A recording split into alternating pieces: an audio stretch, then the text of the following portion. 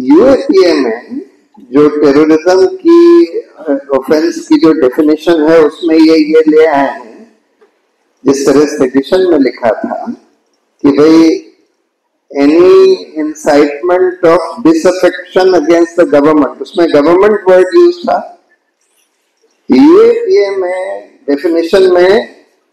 Incitement of disaffection against the state, फर्क बस इतना है कि सेडिशन में गवर्नमेंट वर्ड यूज था, यूएपीए में स्टेट वर्ड यूज था। लेकिन उसी तरह का प्रोविजन है कि अगर आप स्टेट के खिलाफ डिसअफेक्शन कर रहे हैं, अब इस पर भी सीधा सीधा कायदे से सुप्रीम कोर्ट का केदारनाथ का जजमेंट कि भाई डिसअफेक्शन चाहे गवर्नमेंट के खिलाफ करें चाहे स्टेट के खिलाफ करें, अगर आप हिंसा नहीं भड़का रहे हैं या पब्लिक डिसऑर्डर नहीं भड़का रहे हैं तो फिर वो ऑफेंस नहीं हो सकता। लेकिन इस केस में शायद जो चार्ज लगाया है वो स्पीच के आधार पर उतना नहीं है, कॉन्स्पिरेसी का चार्ज।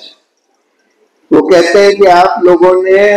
लोगों से बात करके ये दंगे करवाने की साजिश करी, ये चार्ज लगाया है। अब ये नहीं बताते कि किसके संग साजिश करी, क्या आपने बोला उनसे जिससे कि आप ये कह सकें कि ये लोग दंगे भड़काने की साजिश कर रहे थे। वो ये कहते हैं कि कुछ प्रोटेक्टेड विटनेसेस हैं, उन्होंने ये बताया है, ना तो उनका नाम बताते हैं ना उनका बयान बताते हैं, और सिर्फ उन प्रोटेक्टेड विटनेसेस, हम लोग ये कहते हैं कि जब पुलिस किसी के खिलाफ कोई चार्जशीट फाइल करती है तो उसमें कुछ लोगों के बयान लेती है, उसको 161, पहले जो क्रिमिनल प्रोसीजर कोड था 161 का बयान कहते थे। पुलिस को बयान दिया, वो दस्तखत भी नहीं करता, पुलिस ने चार्जशीट में लिख दिया कि फला आदमी ने ये बयान दिया कि इसने देखा इसको कि ये फला ऑफेंस कमिट कर रहा है, ये कह देते थे। अब उसको ट्रायल से पहले तो आप रिबट कर ही नहीं सकते, जब ट्रायल होगी तभी रिबट कर सकते हैं। तो क्या सिर्फ उस बयान के आधार पर आप बेल डिनाई कर सकते हैं? क्या आप ये कह सकते हैं, जब सुप्रीम कोर्ट ने ये ले डाउन किया है कि भाई bail is the rule, jail is the exception, और यहां तो ऐसा केस है कि जब आप 5 साल तक ट्रायल भी आपने नहीं शुरू करी, बगैर ट्रायल शुरू करे,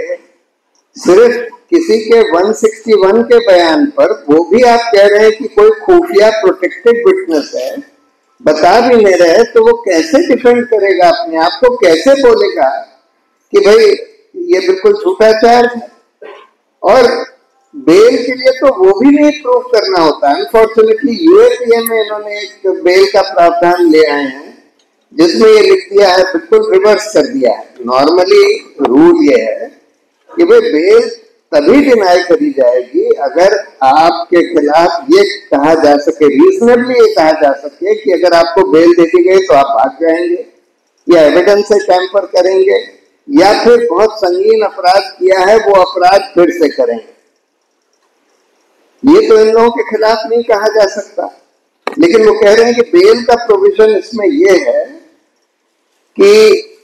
जब तक ट्रायल कोर्ट ये ना कह दे कि इसके खिलाफ जो केस बनाया है ये बिल्कुल बेबुनियाद है, तब तक बेल नहीं दी जाएगी। अब ऐसे केस में जहां आप कहते हैं कोई प्रोटेक्टेड विटनेस है, कुछ कह रहा है, अब कैसे हम ये दिखा सकेंगे या प्रूव कर सकेंगे कि बिल्कुल झूठा केस बनाया गया? तो बहुत ही ड्रैकोनियन प्रोविजंस ले आए हैं। लेकिन उसके बावजूद भी सुप्रीम कोर्ट ने कई बार बोला है कि भाई अगर इतने साल तक ट्रायल ही नहीं शुरू हो रहा तब फिर यूएपीए के चार्ज में भी बेल दे दी जाएगी। इसमें तो 5 साल से ज्यादा हो गए, ट्रायल नहीं शुरू हुआ, लेकिन फिर भी सरप्राइजिंगली बेल डिनाई कर दी गई। जिस बेंच के सामने, जैसे आजकल इस पर काफ़ी कंट्रोवर्सी है और फॉर्मर चीफ जस्टिस चंद्रचूड़ इस पर बहुत इंटरव्यूज दे रहे हैं, वो ये कह रहे हैं कि उमर खालिद का केस तो सुप्रीम कोर्ट में यही लोग एडजॉर्न कराते रहे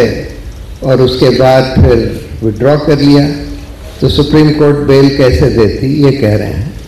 अब सवाल ये है कि देखिए, सबको पता होता है कि कुछ जजेस जो हैं बिल्कुल सरकार के पक्ष में ही बोलते हैं, सरकार के पक्ष में ही फैसला देते हैं, जो सरकार चाहती है वही करते हैं, ये सबको पता होता है। एक बार मैंने बयान दिया था किसी इंटरव्यू में कि in my view almost half और at least half of the last 16-17 chief justices were corrupt. तो मैंने तो नाम नहीं बोले थे, उस पर मेरे खिलाफ कंटेम्प्ट चलाया गया। उसके बाद मेरे फादर ने इंटरवीन करके बोला कि प्रशांत ने तो नाम नहीं बोले लेकिन मैं नाम बोल रहा हूँ, ये देखिए ये पिछले 16 चीफ जस्टिसेस हैं,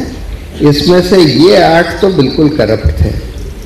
ये 6 बिल्कुल ऑनेस्ट थे और 2 के बारे में हम नहीं कह सकते।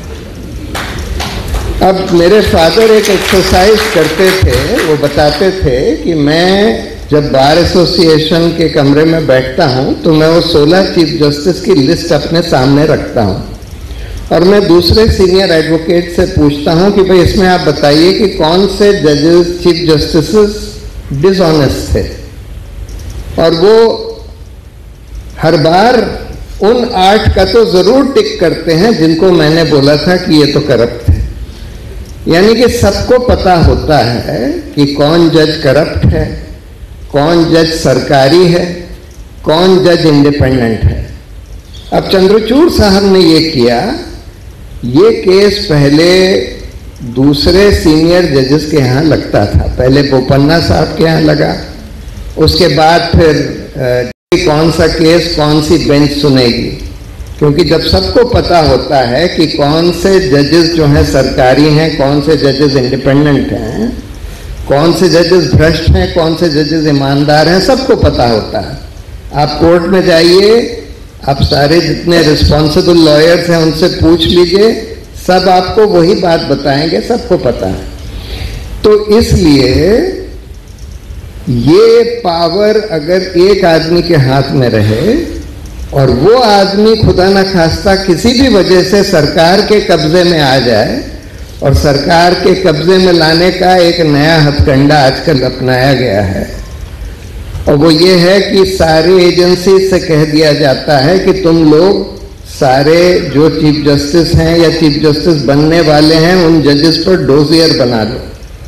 और उस डोजियर में अगर उस जज या उसके कोई इमीडिएट रिलेटिव या बच्चे या स्पाउस के खिलाफ कुछ भी आपको ऐसी चीज मिल गई कि उसने कोई गैर कानूनी काम किया है, तो उस इंफॉर्मेशन को इस्तेमाल करके उस जज को ब्लैकमेल करो, उसको ब्राउबीट करो, उसको इन्फ्लुएंस करो कि भाई, और अगर वो चीफ जस्टिस है तो फिर वो सारे जो पॉलिटिकली सेंसिटिव केसेस हैं वो ऐसे जजेस के सामने भेज देगा। यही रीजन था कि 4 जजेस ने वो अनप्रेसिडेंटेड प्रेस कॉन्फ्रेंस करी थी। पहली बार हुआ था कि 4 सीनियर जजेस नंबर 2, 3, 4, 5 सब ने मिलकर प्रेस कॉन्फ्रेंस करी कि मौजूदा चीफ जस्टिस इस मास्टर ऑफ रोस्टर की पावर का दुरुपयोग कर रहे हैं और पॉलिटिकली सेंसिटिव केसेस ऐसे जजेस के सामने भेज रहे हैं जिनके बारे में पता है कि ये सरकारी जज हैं और इससे हमारा लोकतंत्र खतरे में आ गया है। तो ये बहुत बड़ी प्रॉब्लम है जिसको हम लोगों ने एड्रेस करने की कोशिश करी थी, एक पिटिशन फाइल करी थी कि भाई ये पावर एक आदमी के हाथ में नहीं होनी चाहिए, सीनियर 5 जजेस के कोलिजियम के हाथ में होनी चाहिए, जो कि ये तय करें कि क्या रोस्टर बनेगा और उस रोस्टर में फिर बिल्कुल कंप्यूटर से लॉटरी से केसेस जाएं, अगर 2-3 बेंचेस हैं जो एक ही तरह के केसेस डील कर रहे हैं। लेकिन अनफॉर्चुनेटली सुप्रीम कोर्ट ने वो नहीं माना और वही सिस्टम चला आ रहा है कि भाई मास्टर ऑफ रोस्टर ही तय करेगा, चीफ जस्टिस ही तय करेंगे। बहुत ही खतरनाक सिस्टम है।